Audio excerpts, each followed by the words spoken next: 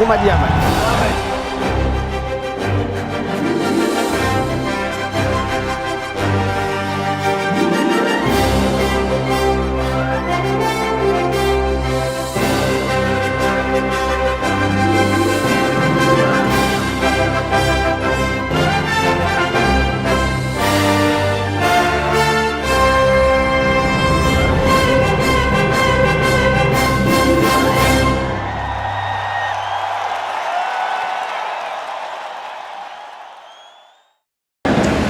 Le thème que nous avons développé depuis le début de cette conférence,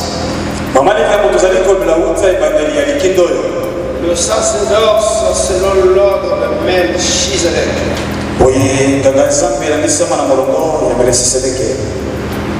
Au regard de tout ce qui se dit et qui se fait dans le monde aujourd'hui, il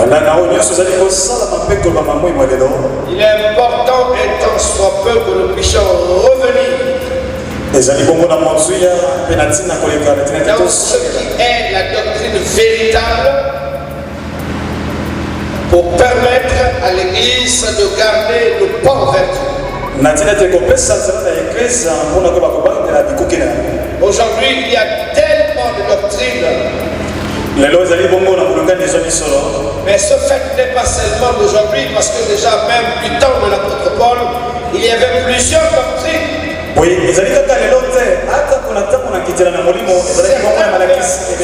Certains avaient annoncé que le Christ était déjà venu au temps de l'apôtre Paul.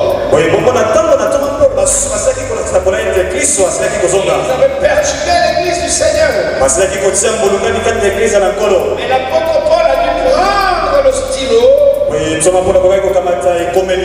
écrire aux chrétiens de Thessalonique ce qu'il en était réellement sur le retour du Seigneur. Il dit, j'entends parmi vous que certains disent que le Seigneur est déjà de retour. Et ce qui est de notre rencontre avec le Seigneur, j'aimerais que personne ne soit dans l'ignorance. Car il faut qu'au préalable est apparu l'homme impie. Celui qui s'oppose à la vérité. Paul dit que l'apparition de cet homme impie se fera par de grands signes et de grands miracles. Pour dire à l'Église que le miracle n'est pas toujours le signe de Dieu. J'aimerais vous choquer en vous disant: tous les malades que vous aurez dans vos églises ne seront pas tous guéris. Parce que quand le Maître était sur la terre, quand Jésus était sur la terre, tous les malades n'ont pas été guéris. Tous les morts ne sont pas ressuscités.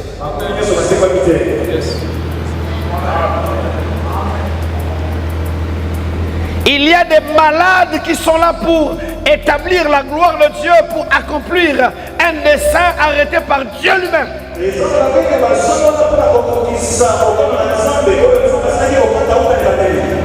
Quelqu'un m'a dit amen. Donc c'est pas la peine. Si vous voulez guérir tous les malades, hommes de Dieu, vous allez perdre du temps. Et ça fait aujourd'hui que plusieurs veulent prouver qu'ils ont l'onction. Dans le ministère, on n'a pas besoin de prouver quoi que ce soit. Dans le ministère, on n'a pas besoin de prouver qu'on a l'onction. Dans le ministère, Dieu lui-même prouve son serviteur. Lui-même. C'est pour cela que le souverain sacrificateur qui est apparu à Abraham, Melchizedek, était le prince de la justice et de la paix. Deux choses. Il ne peut pas y avoir de paix sans justice au préalable. Le principe du sacerdoce. Il y a deux esprits majeurs. L'esprit de la justice et l'esprit de la paix.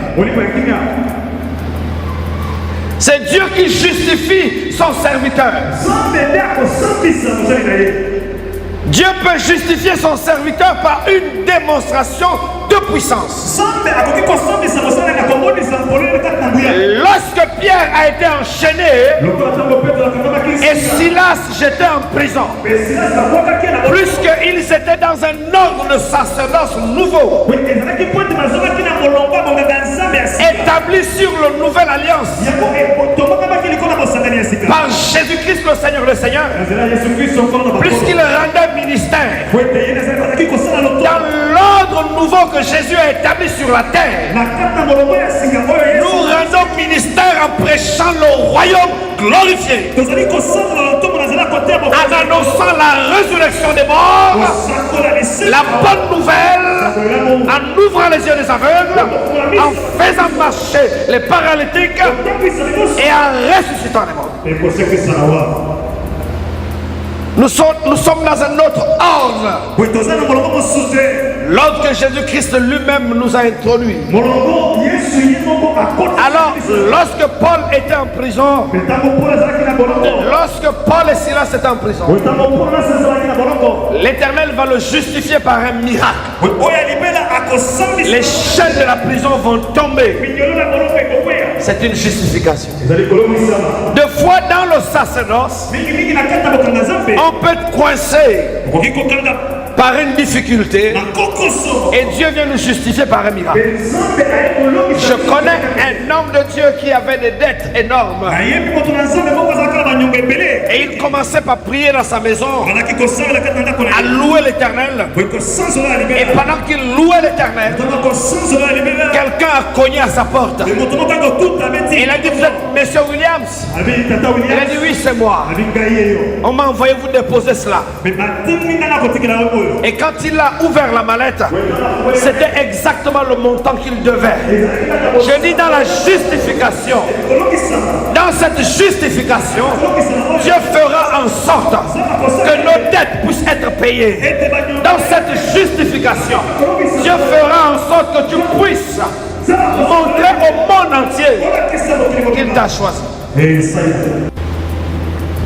Dieu va te justifier. Alléluia. Quelqu'un m'a dit amen. Dans cette justification, il y a le miracle, il y a le prodige, il y a la gloire. Alléluia. Quand on parle de justification, c'est aussi ça, les miracles, où Dieu vient te justifier devant le monde,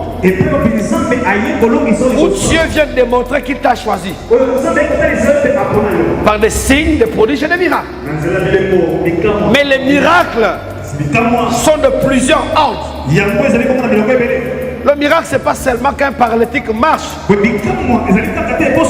miracle, c'est pas seulement qu'un aveugle voit. Mais lorsque quelqu'un est séparé de Dieu et qu'il a accès à l'éternité, c'est le plus grand miracle. Or, les sacrificateurs sont rentrés dans une sorte de complexe d'infériorité où ils convoitent ceux qui font les miracles. J'entends par miracle ce que vous qualifiez de miracle, c'est-à-dire quand les paralytiques se lèvent. En telle enseigne que certains sont obligés d'aller voir des gourous, des sorciers, des marabouts pour introduire au milieu du peuple le levain. Or, le rôle du souverain sacrificateur, il se présentait une fois par an devant le Seigneur.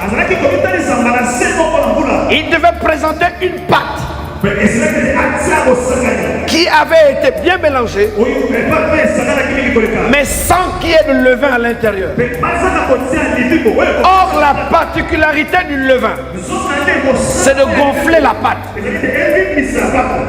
Un pain qui n'a pas été mis par le levain, lorsqu'il passe dans le feu, Il sort tel que le potier l'a façonné. Ça veut dire, quand tu es enfant de Dieu, quand Dieu envoie l'épreuve dans ta vie, tu demeures dans la foi. Tu ne te gonfles pas par le levain.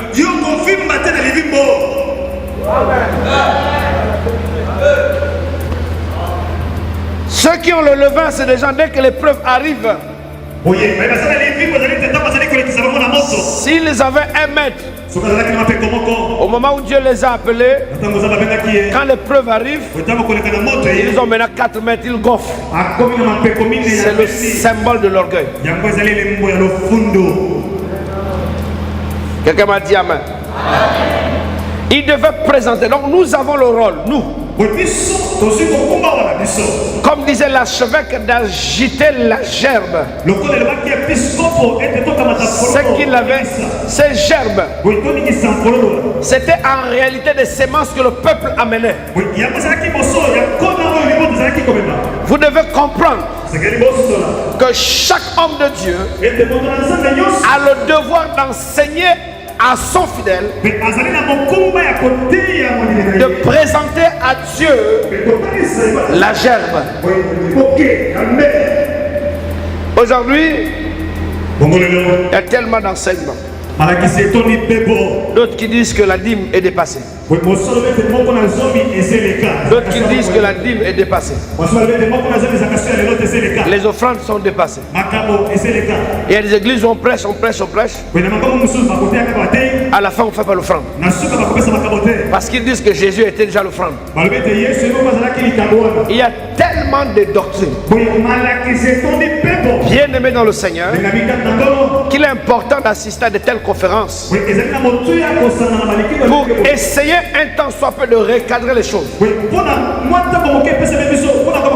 pour revenir à la sainte doctrine, cette doctrine que Pierre a prêchée, a présenté aux nations et qui était accompagnée par des signes de prodiges et de miracles, en ajoutant encore ce que j'ai dit au préalable, que le miracle ce n'est pas simplement faire marcher un paralytique. Et j'ai balayé d'un revers de la main en vous disant d'avance que tous les malades de vos églises ne seront pas tous guéris, parce qu'il y a des malades qui accomplissent une destinée précise. Vous imposerez tout genre de main, il ne sera pas guéri. Et dès que vous avez cette révélation, c'est pour cela, quand Jésus est arrivé à la piscine de Bethesda, quand il a jeté le regard avec son scanner spirituel, il a vu parmi tous ceux qui étaient malades les fils de Joab. Joab était un général qui était aux côtés de David et qui a tué injustement Abner. Et quand il a tué Abner, David l'a maudit en disant de perpétuité à perpétuité, d'année en année, il y aura toujours dans ta maison des paralytiques, des boiteux, des lépreux. Donc quand Jésus arrive à la piscine de Bethesda, le scanner de Jésus voit les fils de Joab, il les esquive. Oh my God.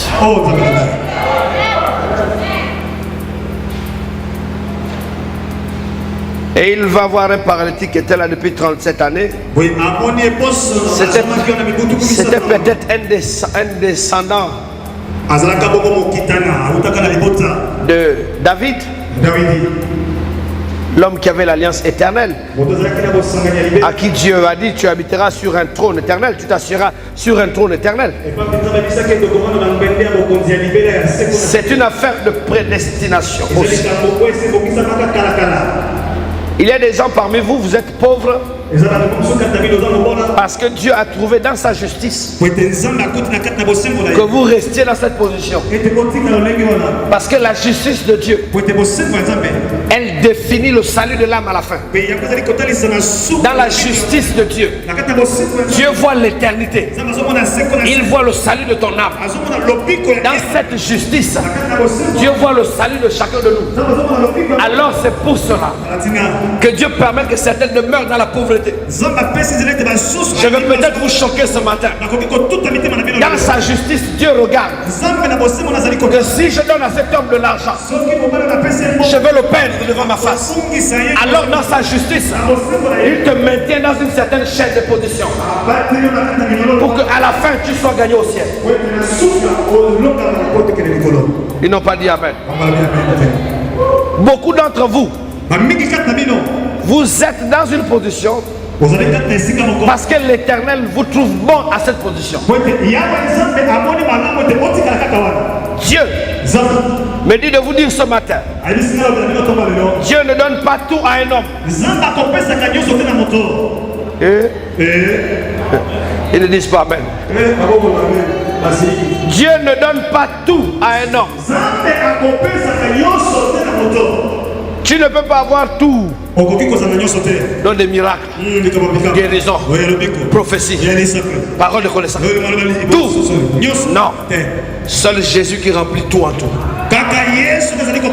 À toi, il te donne un peu. C'est pour cela qu'il a traduit par le principe des talents. Certains ont un talent, d'autres deux, d'autres trois, etc., etc. Dans sa justice, Dieu travaille dans le principe de la complémentarité. Vous allez voir des hommes de Dieu qui sont forts dans la parole. Mais il a un petit peuple. Pendant que certains ne sont pas forts dans la parole. Mais il a la foule. Et tu te demandes qu'est-ce qui se passe. Si tu ne comprends pas le principe de la justification, et Dieu qui fait grâce à qui il fait grâce, tu vas entretenir un complexe d'infériorité et tu iras vers des idoles pour faire rentrer le levain.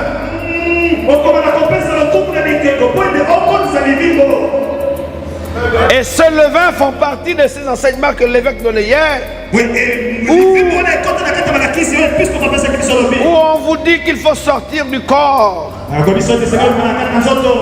pour commencer à envoûter les gens, planter des choses dans les églises. Écoutez-moi bien. Là où se trouve le Saint-Esprit, il y a des signes qui ne trompent pas. Il y a des signes qui ne trompent pas. Un homme de Dieu qui a le Saint-Esprit est caractérisé par l'humilité. Mais vous allez voir des hommes de Dieu remplis d'orgueil jusqu'à. Il prend le peuple de Dieu comme sa propriété. Or, le peuple de Dieu est la propriété de Dieu lui-même. Lorsque l'Église comprendra le principe de la complémentarité, alors que nous sommes en train de rendre le sacerdoce selon l'ordre de Melchizedek, dans cet ordre il y a le principe d'abord, je vous dis, de la justice. Et je décortique la justice dans son entièreté. Dieu dans sa justice ne donne pas tout à un homme.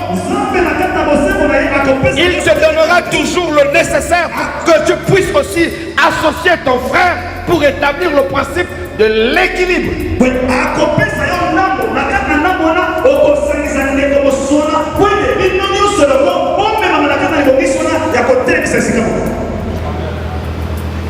Est-ce que les pasteurs comprennent?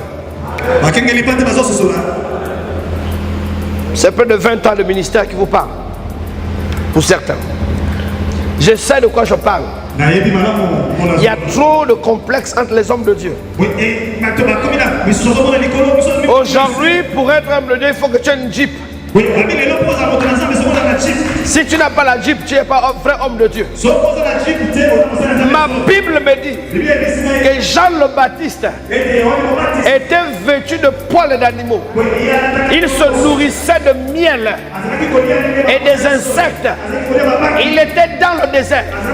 Et les gens venaient le trouver. Quand quelqu'un a l'éternel en lui, les gens vont quitter des endroits lointains pour venir te retrouver, pour accomplir la justice de Dieu.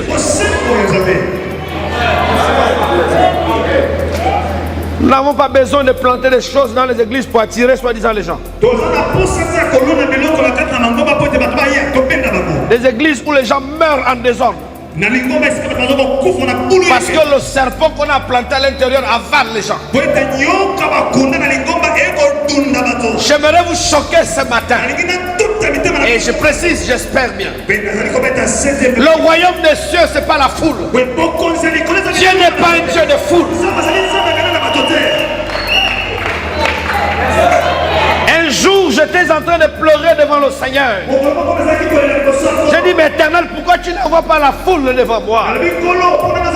L'Éternel m'a répondu clairement. N'est-il pas écrit dans ma parole que le chemin qui mène à la perdition, c'est des foules qui suivent cela, mais le chemin qui mène à la vie est resserré, parsemé d'embûches et d'épreuves, et il y a peu qui le trouvent.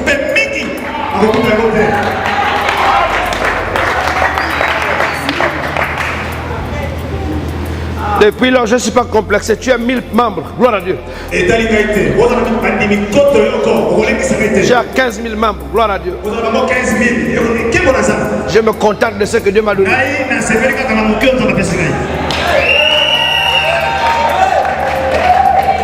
Dans l'esprit de la justice, il y a l'esprit du contentement. C'est-à-dire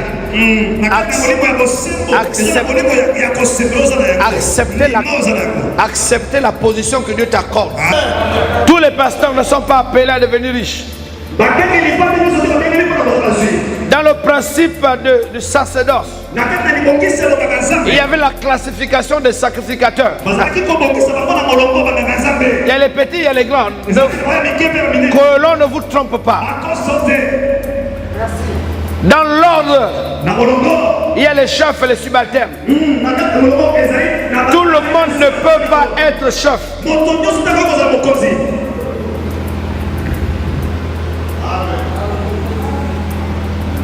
Mais maintenant, dans ce principe, Jésus dit que le plus grand parmi vous, c'est celui qui sert les autres. Vous voyez que dans l'ordre, maintenant, c'est le contraire. Celui qui est le serviteur, c'est celui qui est le plus grand. Mais dans l'ordre des hommes, l'ordre de la chair, c'est celui qui est à la table qui est le chef. Mais dans l'ordre des Melchizedek, c'est celui qui sert, qui est le plus grand. C'est celui qui est humble. C'est celui qui reconnaît ses faiblesses, qui reconnaît le positionnement de l'autre. Combien d'entre vous vous bénissez l'Éternel quand vous apprenez qu'un homme de Dieu a été béni? Combien d'entre vous vous déchirez vos habits quand vous apprenez qu'un homme de Dieu est tombé? Lorsque la Bible dit que David était l'homme selon le cœur de Dieu, lorsque David apprenait même la mort de ses ennemis, il déchirait ses vêtements et il pleurait pour cette personne. Lorsque moi je me suis retrouvé un jour à Sans Famille au Gabon, oui, pendant 3 années enfermé à Sans Famille, je ne vous prêche pas la théorie. Je m'abstiens de parler des choses théoriques. Quand tu dis Dieu est bon, pour moi c'est de la théorie. Si je te dis que Dieu est bon parce que j'ai véritablement expérimenté la bonté de l'Éternel, celui qui a expérimenté la puissance de l'Éternel, il parle en esprit et en vérité. Il ne parle pas de lèvres. Tous ceux qui ont été dans le domaine théorique, vous avez des grandes assemblées, bien. Vous êtes encore dans la théorie. Mais quand l'épreuve viendra pour éprouver vos intentions, vous sortirez là-bas avec quelque chose, un témoignage.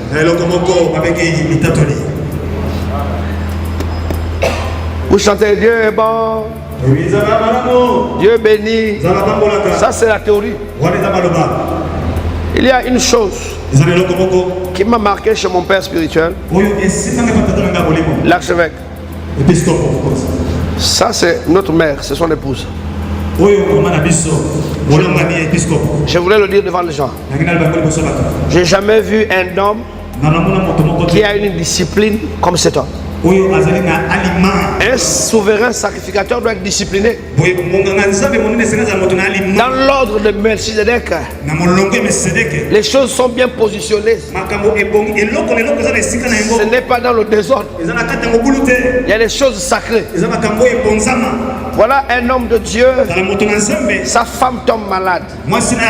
Il fait des miracles de tout genre. Mais à aucun moment, il a dit à sa femme de repartir dans sa famille. Il est resté avec sa femme. Il est resté jusqu'au bout avec sa femme. C'est le témoignage d'un grand. C'est le témoignage de l'amour véritable. Beaucoup d'entre vous, vous aurez eu la même situation. Vous aurez appelé les parents, veuillez prendre la femme. Et vous serez remariés. Dans l'ordre de Melchizedek, on connaît la valeur de ces morts. Le mot femme en hébreu, en réalité, Ève veut dire en réalité. En fait, Ève, ce n'est pas un nom en réalité. Ève, en réalité, c'est une fonction. Comme quand vous parlez de Mashiach, Yeshua Mashiach. Le Mashiach en hébreu, c'est une fonction, c'est pas un nom. Quelle était cette fonction?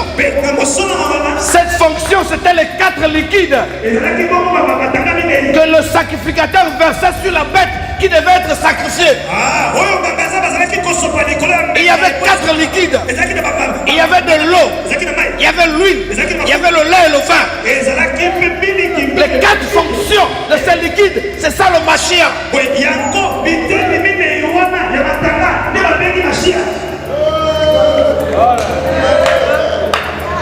Et Ève est une fonction.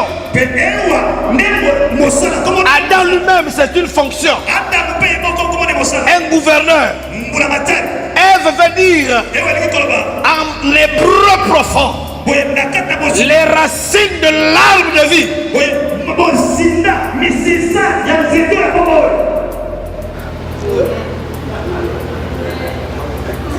Les racines de l'arbre de vie. Si Adam est tombé avec Ève, parce que les racines avaient été touchées, ce qui maintient un arbre debout, ce sont ses racines. Si un homme perd Ève, il perd les racines.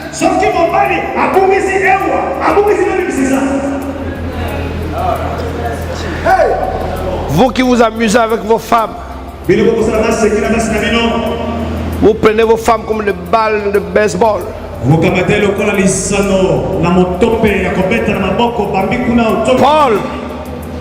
Paul qui a prêché contre le mariage, en fait, selon lui, l'homme ne devait pas avoir de femme. Mais le même Paul a dit, quand il est rentré dans les dimensions profondes, il dit la femme est la gloire de l'homme. La femme est la force de l'homme. Un véritable souverain sacrificateur préserve Ève à ses côtés. Préserve son Ève à ses côtés.